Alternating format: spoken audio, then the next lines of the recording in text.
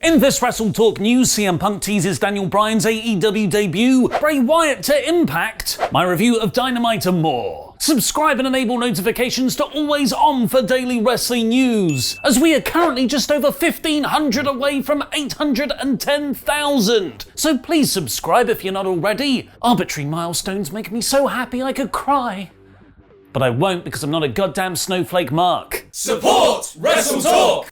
With CM Punk debuting on Rampage, Brock Lesnar and Becky Lynch returning at SummerSlam, and Kevin Kelly being the second most booked shoot video messenger on Pro Wrestling Tease, I agree he should be number one. You might have forgotten that Daniel Bryan is meant to be going to AEW too. He will reportedly be debuting at the special Grand Slam Dynamite show at Arthur Ashe Stadium on the 22nd of September. And now we've had our first on-air tease for Bryan Danielson to AEW confirmed. During CM Punk's promo on last night's Dynamite, the crowd started to chant that yes, he can still wrestle, and yes, he can still be the best in the world. Yes, yes, yes. To which Punk replied, "That's somebody else's shtick. You might just need to be a little bit more patient." How many Fs does CM Punk give? And not only that, Punk also teased Danielson's debut by posting a zoomed-in picture of them both shaking hands from their ROH days, which we expertly exposed by doing the opposite to Blade Runner.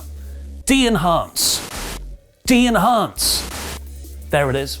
Who do you think Danielson should feud in AEW with? Let me know in the comments down below because I'll be replying to people for the first 30 minutes after this video goes live from out of nowhere. One of the other biggest free agents in wrestling right now is Bray Wyatt. Following his shock release from WWE just under a month ago, Dave Meltzer reported on Sunday that he's pretty much a lock to go to AEW, although Brian Alvarez somewhat refuted this, saying his contacts in the company said that's not the case. Now Meltzer has also told Sunday night's main event podcast Impact Wrestling are really after Wyatt as well, though it's unclear whether this interest goes both ways. Wyatt can't legally begin contract negotiations with a new promotion until his WWE 90-day non-compete clause is up on October 29th, which just so happens to be a potential Halloween edition of Rampage. SmackDown commentator Pat McAfee has revealed on social media that he has tested positive for COVID-19 despite being fully vaccinated. In his post, he mentioned that he's thankful that my wife and the boys at the office all took tests and they are all negative. McAfee was part of the SummerSlam commentary team, an event that was attended by over 51,000 people according to WWE. Make sure to head over to WrestleTalk.com for even more wrestling news, such as Adam Cole having another WWE appearance before his contract expires tomorrow, Pete Dunne being offered a new contract, and more.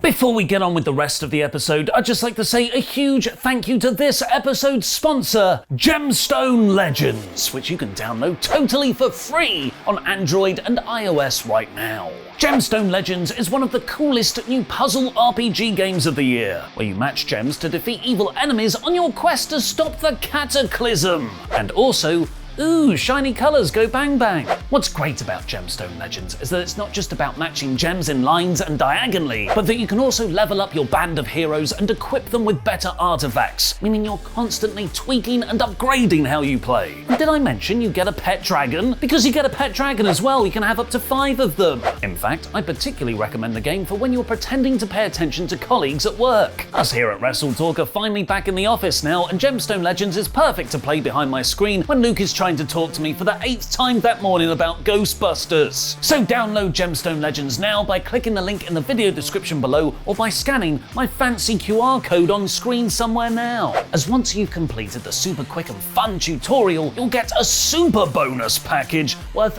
$50. With Moralia, an amazing healer that will help you through the whole game, along with potions, gems, and in-game money to let you climb easier and faster. Just like I did with my new Gemstone Legends persona, the Crab.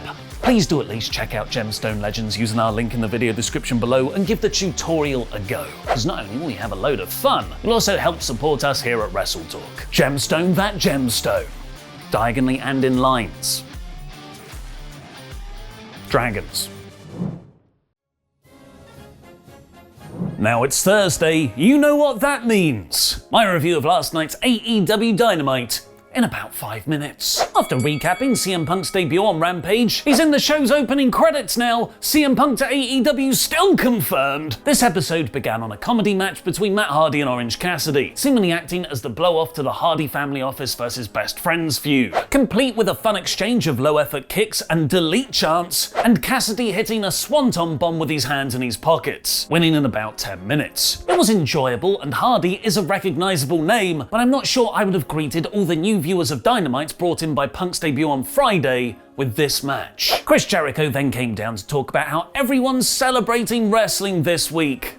Apart from him, because he lost for a third time to MJF, and this time by tapping out. So he's got a proposal to make. Him versus MJF, one more time, where if he doesn't win, he'll retire to the commentary desk and never wrestle in AEW again. AEW have done such a good job sticking to their stipulations, like Cody still not having fought for the world title. The stakes feel far more substantial. And with continued teases of Jericho retiring this year, losing all his matches against MJF so far, and just releasing a book celebrating his career, there's enough there to make me buy the threat. MJF accepted for All Out. The Varsity Blondes have a really fun presentation of their gimmick, cutting a backstage promo before their match from what looked like their school gym lockers. It's like they exist in a high school movie pocket dimension. They lost to the Lucha Bros next though, because it should always be Pentagon, especially when it's the Pentagon Joker variant, in a fast-paced flip fest where the winner will go on to fight Jurassic Express on Friday's Rampage, and whoever wins that will face the Young Bucks at All Out for the tag titles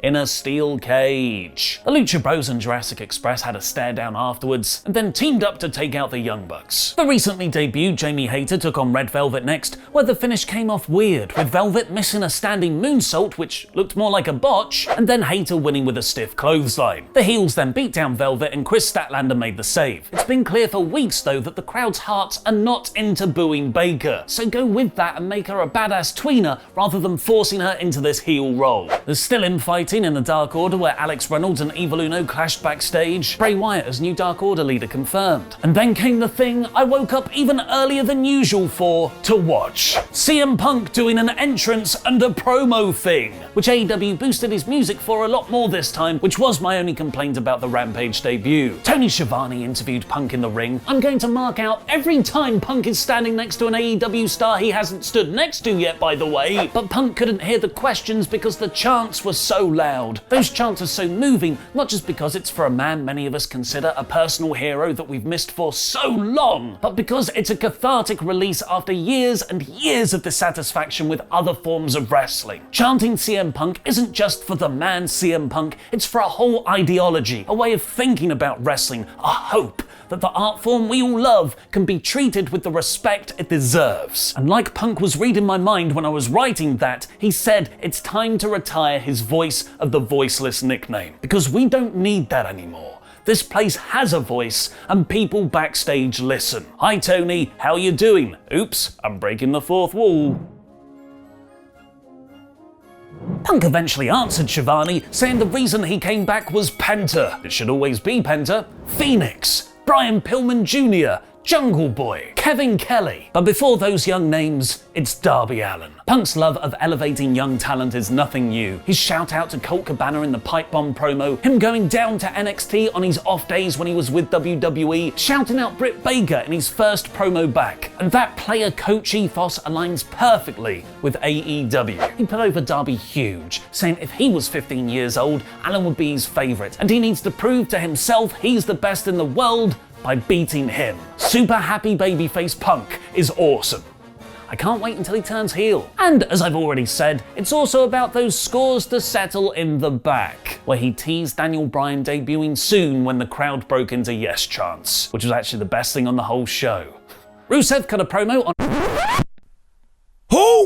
Rusev cut a promo on Eddie Kingston before we got the ultimate house show pleasing act. Kingston teaming with Allin and Jon Moxley and a Sting at ringside in a trios match against the Wingmen. This was a smart way to keep getting Allin over to new viewers, winning with the coffin drop, although who let JD Drake out there dressed as Baron Corbin circa 2019? You're better than that, JD. Daniel Garcia jumped Allin afterwards, keeping their feud spinning. Christian then interrupted a Super Elite promo, feuding more with Don Callis than Kenny Omega right now. Kaz made the save when the Elite beat him up, The Gun Club defeated the Nightmare Factory when QT Marshall got distracted by Paul White for being on commentary. Even when he's sitting down, he's just so goddamn tall. This is a pretty lackluster way to build their all-out match. Dan Lambert revealed he is now managing Scorpio Sky and Ethan Page because of their MMA backgrounds, which is awesome! And the main event saw Malachi Black murder Brock Anderson as expected. But unfortunately, it ended up falling rather flat. The match itself was really well booked, with Malachi more focused on psyching out Arn outside than the inexperienced rookie Brock, letting Anderson get in a bit of credible offense. Black then murdered Brock with a black mass and hit one on Arn afterwards for good measure. And that's where the episode should have ended. But weirdly, some music hit and Lee Johnson ran down to the ring and Black skulked away. The timing felt off, the crowd had peaked about a minute before, and Black should have just black massed Johnson too. What did you think of this week's Dynamite? Let me know in the comments. 74% of you have gone for CM Punk is still there in our poll on a poll match on the community tab. And I'm there with you. He is still there, and it's amazing. His promo and Bryan Tease were by far the best thing on this episode, but the rest of the show was rather average by AEW standards with a flat finish. It's almost like they should have had last Wednesday's card here to capitalize on all the new viewers Punk likely brought in. Punk's promo elevates an otherwise middle-of-the-road show